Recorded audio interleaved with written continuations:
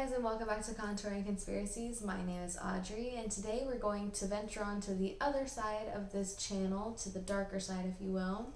We're going to be covering kind of a basics video on demonic possession and exorcism, as weird as that sounds, and a little bit about Miss Anneliese Michel, our subject for today. So to get started, what is demonic possession? What does it entail? How can you tell it's happening? This is all very speculative. These cases can be viewed as, of course, they're demonic possession, they're being consumed by a being, or it's a case of mental illness and something like that. It's very kind of hypothetical what if situations, but it's still kind of interesting to consider the possibility of it being in existence.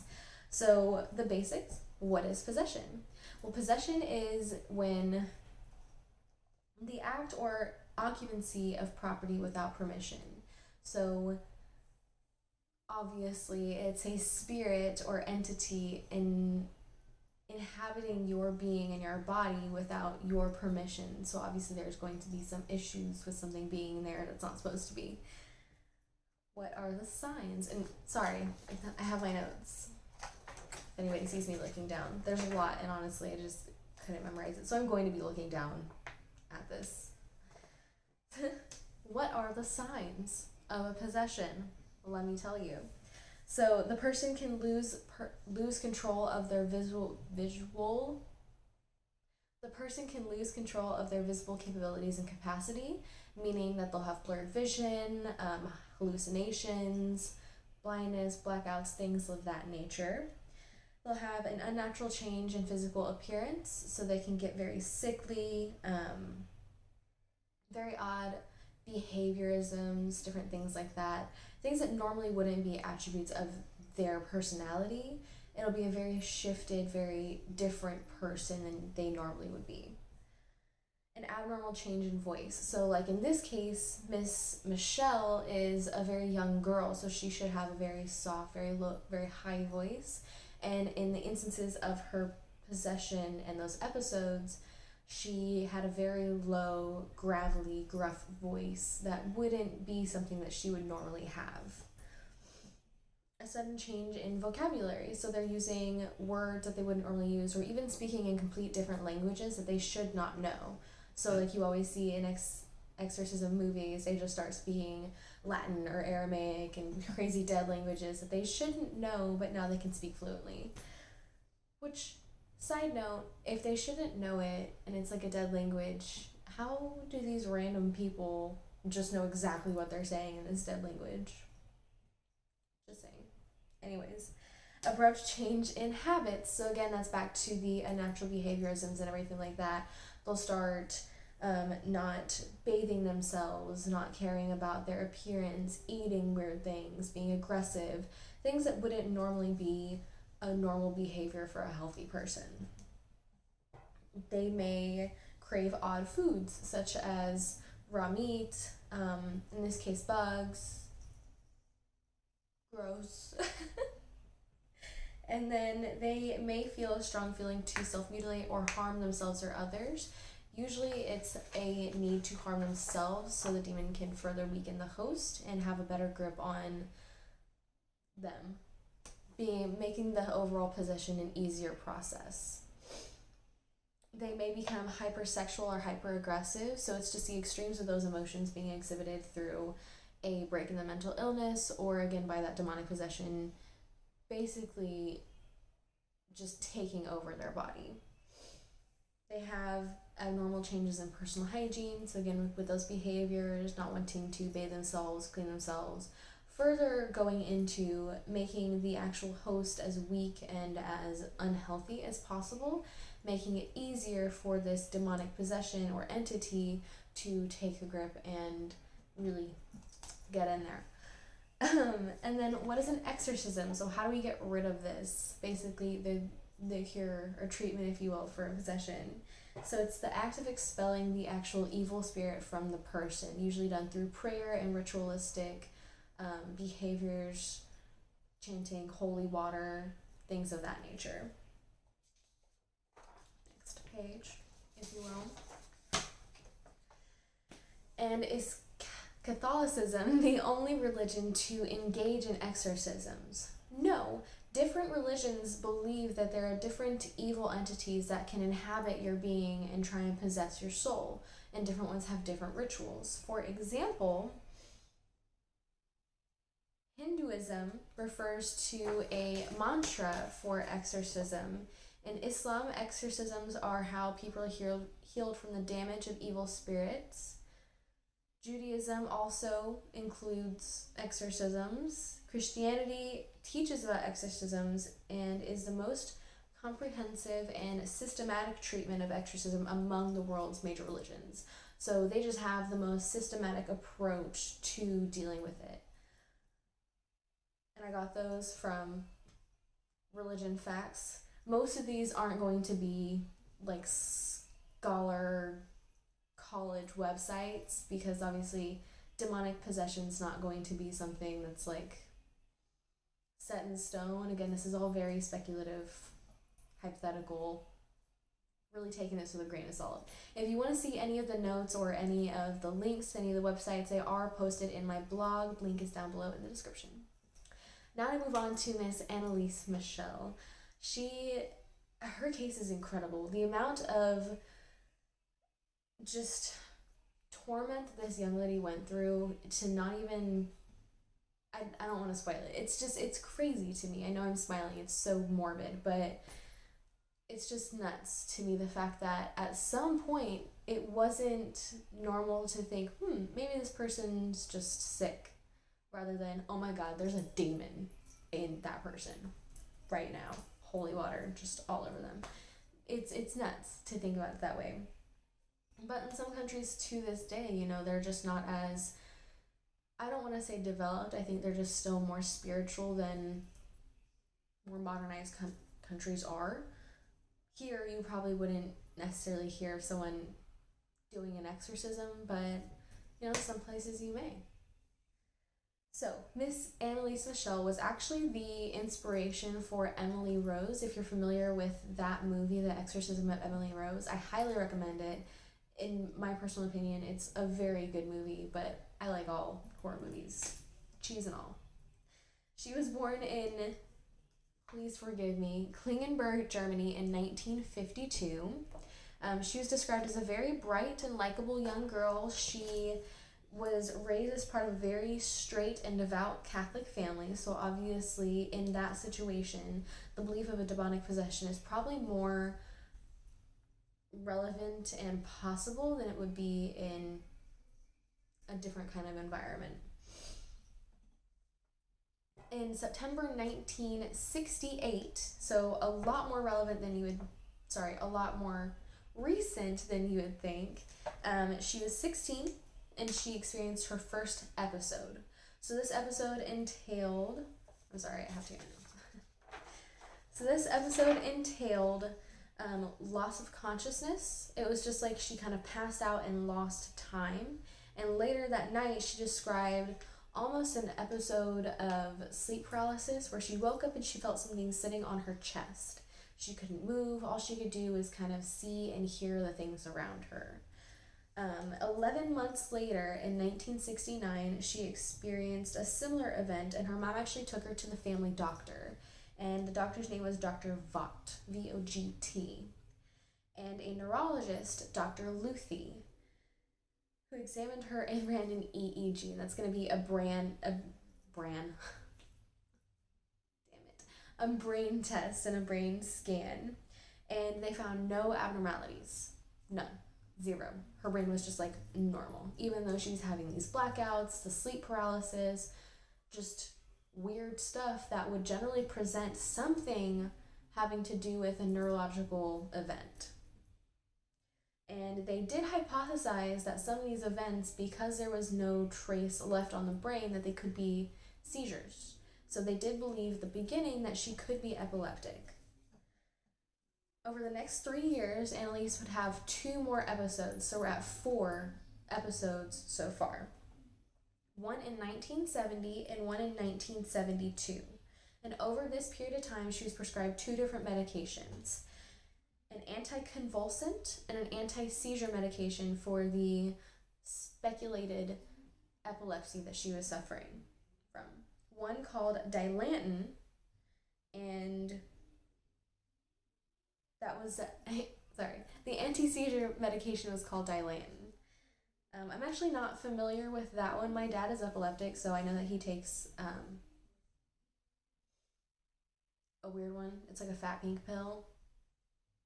I don't know what it is, but that pill's giant. It's crazy. But hey, it does the job. um, Back from my derailing. Oh my god, this is gonna be so bad, guys. I can't stay focused. Okay, okay. So on both of those occasions, okay, the 1970 and the 1972 episode, they did they did EEGs on her brain to see if they could find any abnormalities that would relate to the things that she was experiencing, and they found nothing. So they've done 3 EEGs on 3 different occasions with these episodes and have found nothing relating to her brain and the episodes. So they're still just believing, hey, she could just have epilepsy. That could be a reasonable belief. It's still like a very hard thing to kind of I don't want to say diagnose, but I know like they're still doing tons of research into it. So I mean, if they're still researching now, back in 1970, I'm sure it was very, very, very hard to be like, hey, this is exactly what it is. Also, things were just messed up then. Lobotomies, acid. It's crazy. Okay. Okay, and in the spring of 1973, Anneliese and her sisters began hearing knocking sounds all around the house.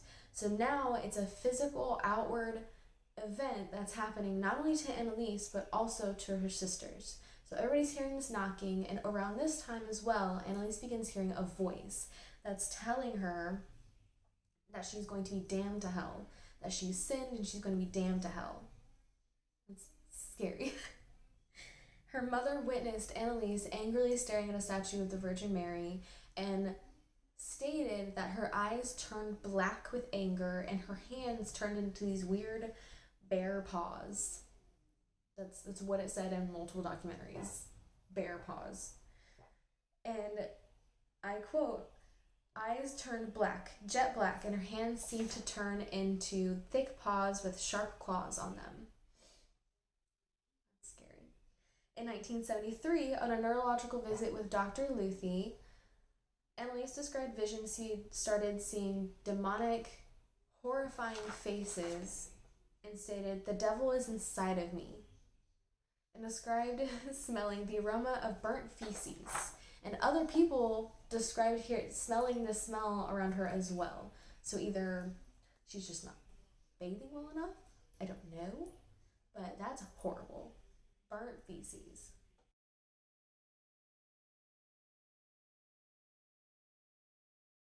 Around this time, with the voices and knocking and the burnt feces, her mother, advised by Dr. Luthi, consulted a Jesuit, which is a religious official, and a claim that Dr. Luthi would later deny. Obviously, why do we just be like, yeah, I told her to go see a priest. Give me my medical license back. Terrible. Anyways, they did end up searching for a priest and they did find one. They got in contact with this guy, Father Alt. And Father Alt is an interesting dude. He's a crazy dude, which we'll find out later on some pretty crazy stuff about him. But in November 1973, Anneliese met with a Freudian psychologist that diagnosed her with a neurological disorder and possible epilepsy. This further confirmed by another neurologist that stated she had epileptic patterns and took her off the Dilantin and put her on a new medication called Tegretol, which was much, much stronger. So any side effects from this would be much, much stronger as well. Okay, so in 1975, her behavior declined exponentially.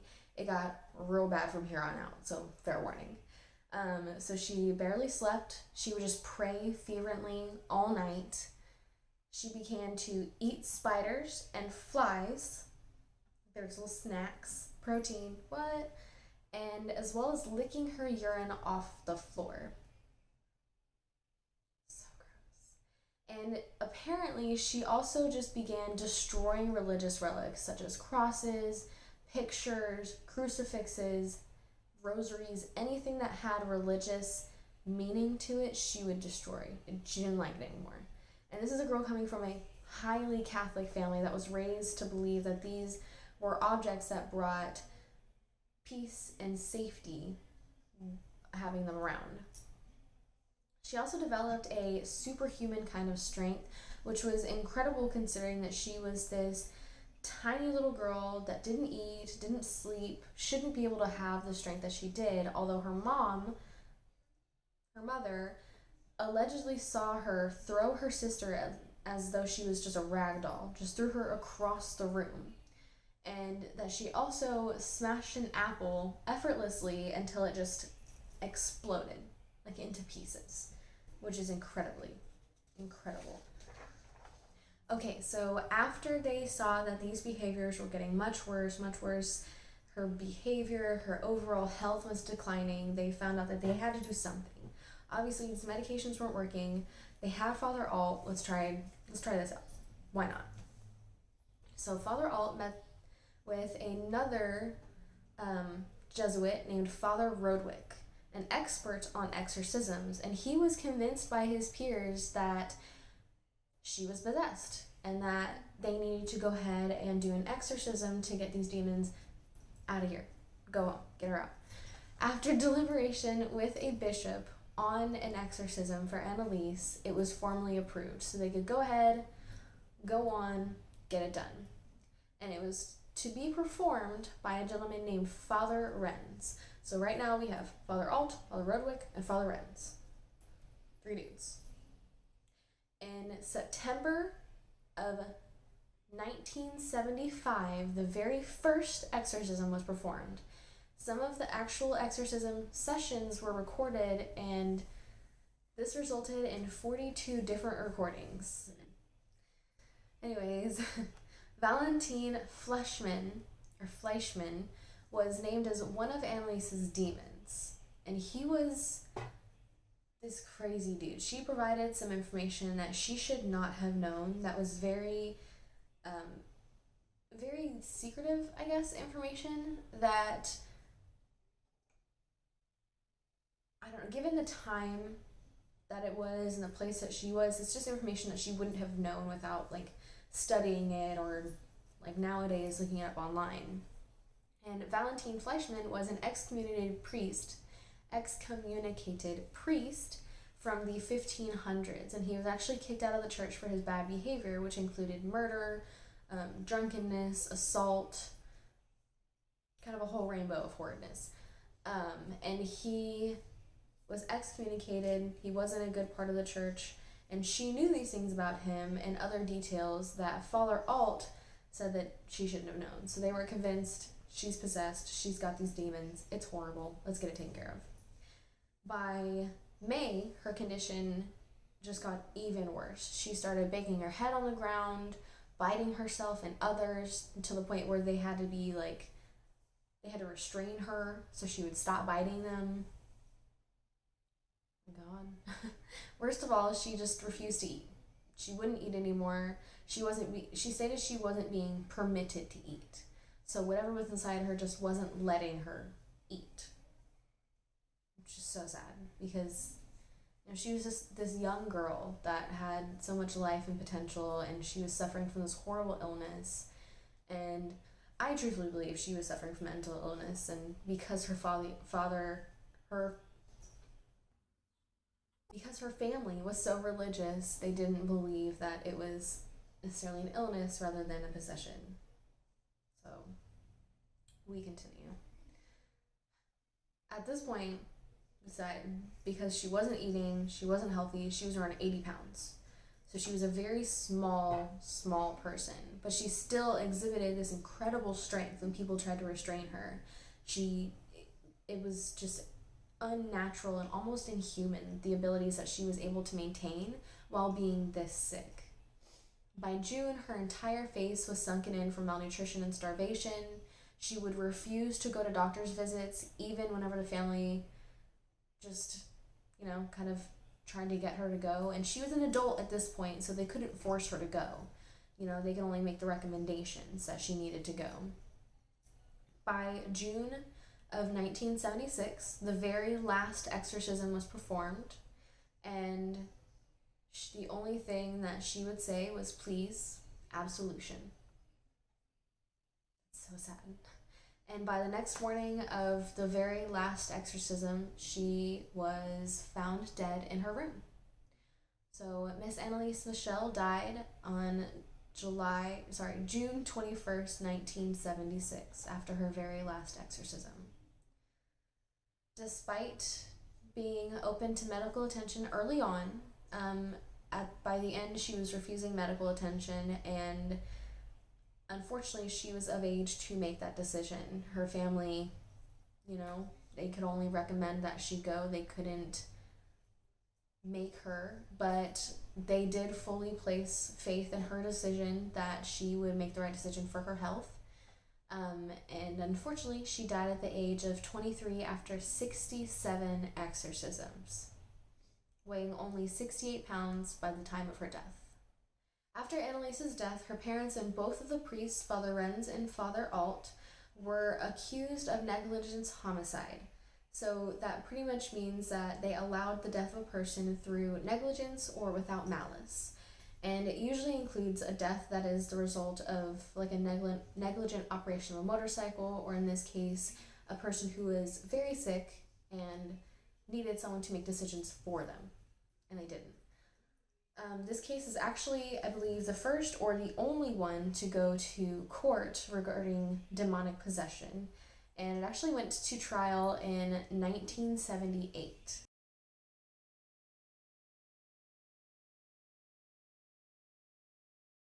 The defense presented eyewitness testimony and formally submitted the recordings as evidence of a possession, which they were never allowed to be played in court because they were pretty much just recordings of a demonic possession, which isn't like a law. Like, that's a thing that happens, I guess. I don't know. I'm not a lawyer.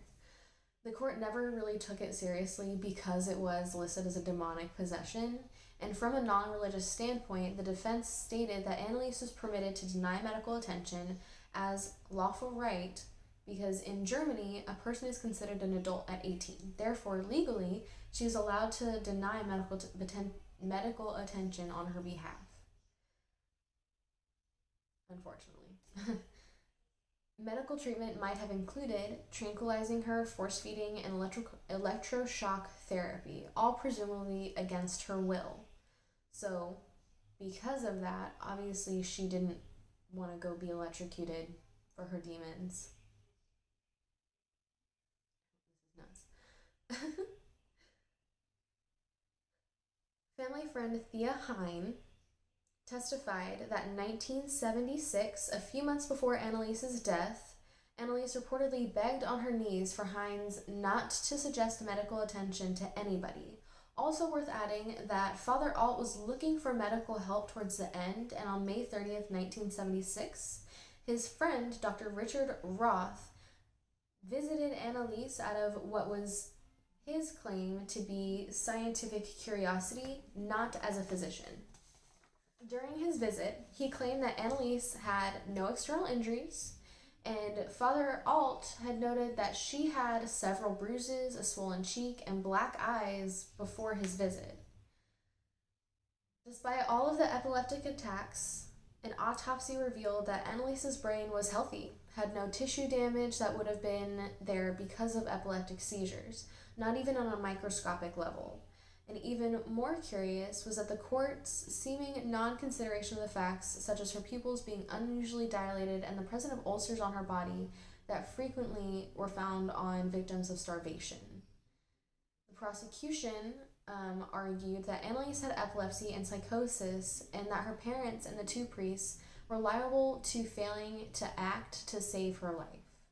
The defense rejected any notion of possession as a viable reason for her death, and they questioned the They questioned the credibility of Father Alt with the conclusion that,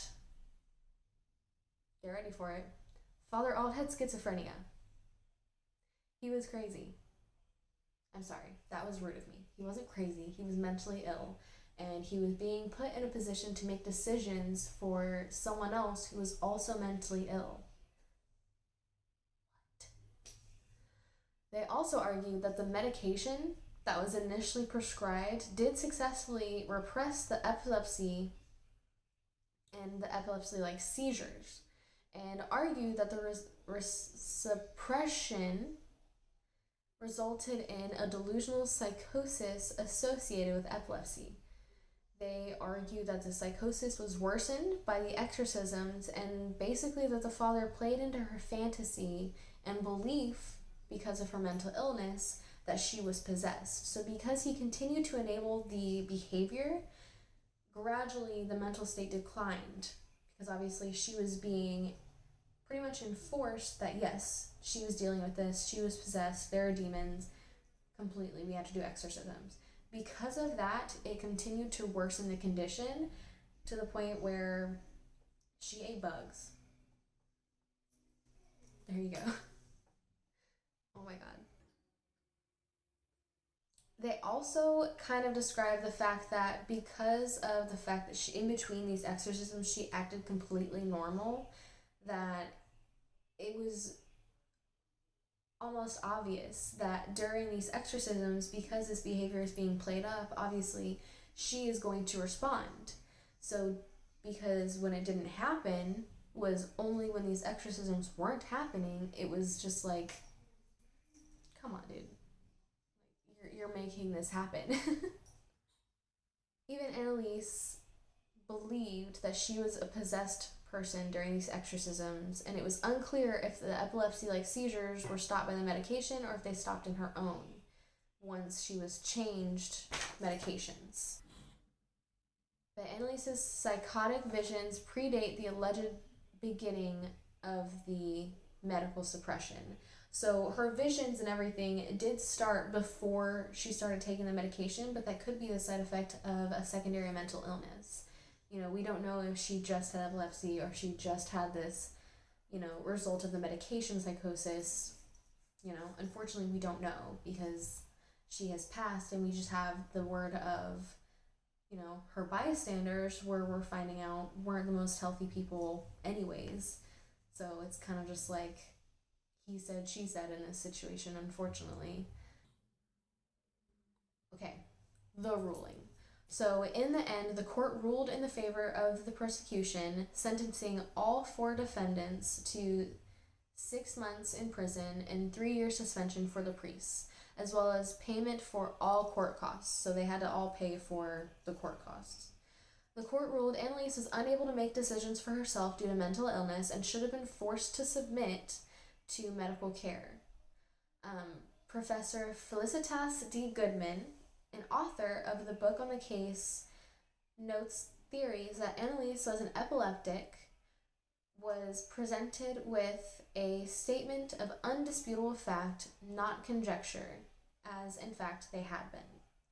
Pretty much stating that she was indeed an epileptic, and, she may have been suffering from a secondary mental illness, and that because Father Alt and his schizophrenia continued to play into her fantasies, her mental illness took hold and was able to further develop these fantasies into a physical nature. Something overlooked in this case was that The Exorcism, the movie, was actually released in 1971, and the novel was made into a movie in 1973, which had its release in 1976, and this whole time span lines up with the time span that Anneliese was suffering from these episodes and having these exorcisms as a result. So because of all of this, Father Alt, both of her parents, were required to spend 6 months in prison for negligible homicide. And Anneliese Michel passed away at the age of 23 after 63 exorcisms. It's incredible. The fact that modernized medicine has made it so much easier to find out that, whoa, this person doesn't have a demon, it's okay, they're just sick and they just need help and treatment and medication and therapy rather than a very emotional, very physically tormenting ritual that has resulted in many deaths because of the result. And the actual trial was described as the biggest criminal trial in Germany outside of the Nazi war crime trials. So this trial was highly stigmatized. The cover of it was huge. It was during a time at which this movie and the book had just been released, so the entire genre of demonic possession and exorcism was huge. And to have this actual real life case of a possible demonic possession just made the case even bigger. So, if let me know what you think. Based off of all this information, what do you think? Do you think that she was actually possessed, or do you think she had a mental illness? There's no wrong answer because we don't know. We don't know if there are demons or if she really just was a sick person who needed help. Alright guys, thank you for watching today's video. If you enjoyed today's content, don't forget to like, subscribe, and share as it helps my channel to grow. And tune in on Wednesday for another product review.